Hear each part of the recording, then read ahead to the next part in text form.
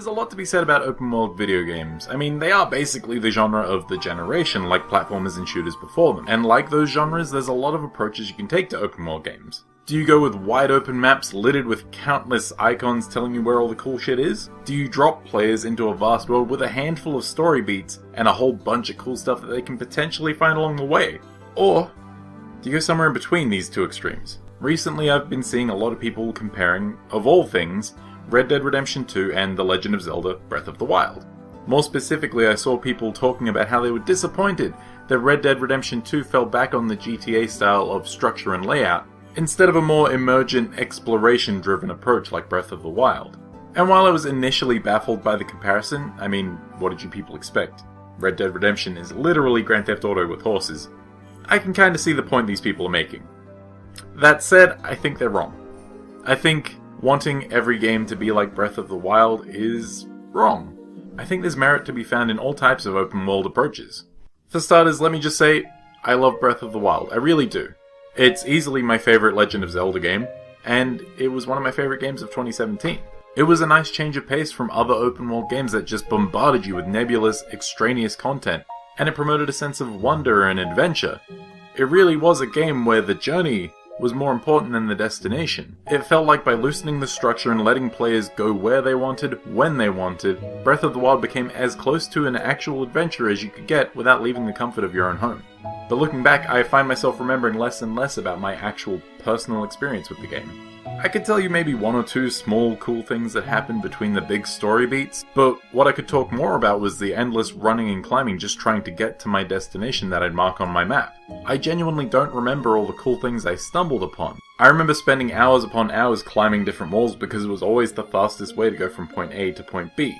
I remember the aimlessness of wandering Hyrule after I beat the game, desperate for more things to do, but lacking any sort of direction.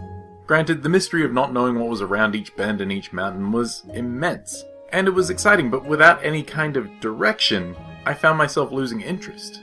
I didn't care about upgrading my health and my stamina at the end of the game. I'd finished, I was good, but I would have been happy to keep playing and find more cool stuff. I just didn't know where to start looking. I took to picking a direction and just walking in a straight line, hoping I'd come across something, but eventually, when nothing cool did pop up, I'd become dejected. When I didn't have a goal, Breath of the Wild felt like a massive expanse of nothing. Beyond more towers to climb and uncover the map with, more shrines to increase my already huge health and stamina pools, and weapons that would break immediately if you looked at them funny. Conversely, I've sunk more hours than I care to count into Red Dead Redemption 2's post-game. And a lot of that has been simple, aimless wandering. If you really want the Breath of the Wild experience but with cowboys, you can do that. Turn off your map and just wander. Just wander. You're bound to come across something cool eventually, and even if you don't, there's always animals to hunt, there's always people to talk to, and you know what? Rob. You are an outlaw, you are a cowboy, you can rob people, and the mechanics allow you to do this. The only thing that you're probably not likely to find is the main story. But let's be honest, if you want something more like Breath of the Wild, do you really care about the main story? Because, looking back, Breath of the Wild's main story wasn't all that impressive. Maybe it's me. Maybe I'm the problem. Maybe I'm so used to bland, cookie-cutter open worlds that when someone does it semi-competently, I'm too quick to praise it as good. Maybe my dependency on maps and waypoints prior to Breath of the Wild skewed the way that I looked at that game when I finally got in there. Maybe it impacted how I explored that game. These are all valid points. My counterpoint would be that when I sit down to play a game, I want to play the fun game. I don't want to find the fun. Now I'm happy to find cool things along the way, but I don't want to have to actually seek out the cool stuff. I want the game to be like, here's some cool stuff here, there's some cool stuff here, there's some cool stuff here, and then if smaller cool things happen along the way, great. That's why I really did enjoy Breath of the Wild while I was doing the story. Because cool things did happen on the way to these other cool things. And it's why I like Red Dead Redemption 2 so much. Every time I go to do a mission, something else happens along the way, and it's always exciting, and it's always interesting. That's not to say that you can't go too far in the other direction. Ubisoft proves this every year with their releases like Assassin's Creed, Far Cry, Watch Dogs, all vastly different games, but with the same style and structure and approach to open world games that they feel very similar. Ubisoft floods their huge maps with all this nebulous content, and some of it's worthwhile, but most of it isn't. And being hit with the promise of all this content can be overwhelming. And unlike Breath of the Wild or Red Dead 2, these games don't reward you for exploring off the beaten path.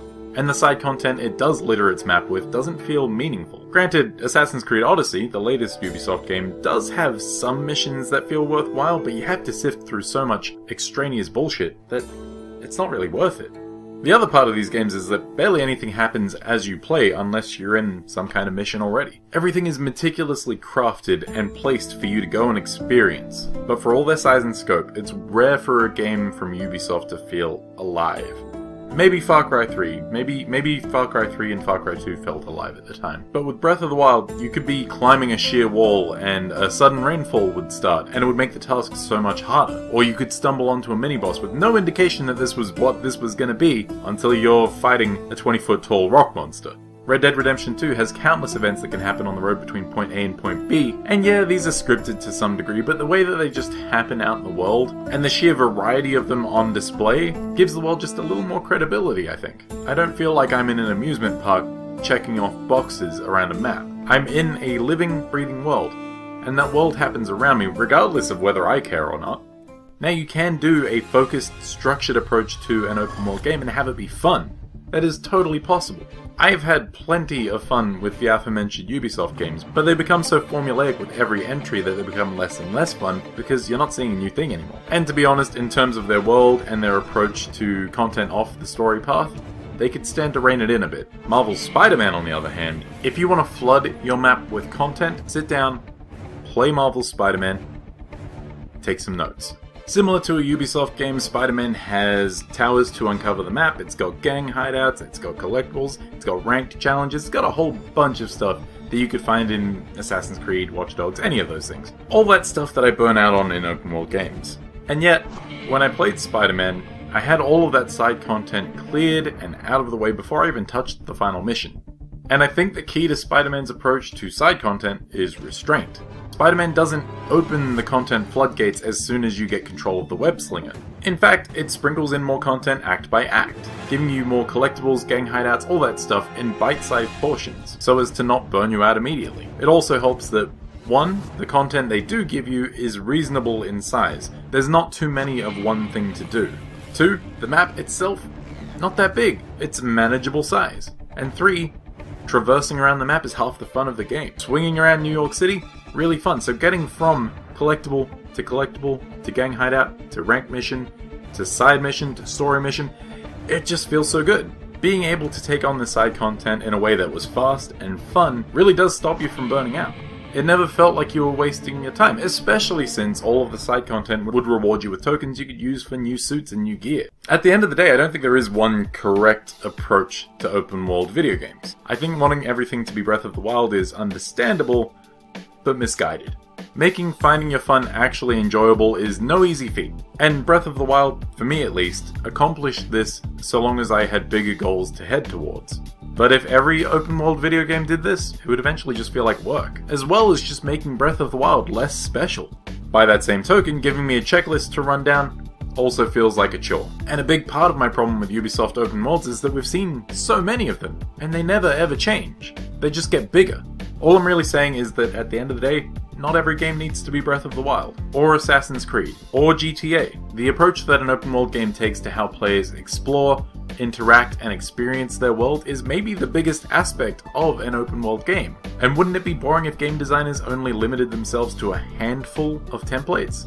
But that's just my opinion. Let me know what you think about this whole thing in the comments below, and let me know what some of your favorite open world games are. Until next time, I'm Josh the TopHat Gamer, and I will see you later.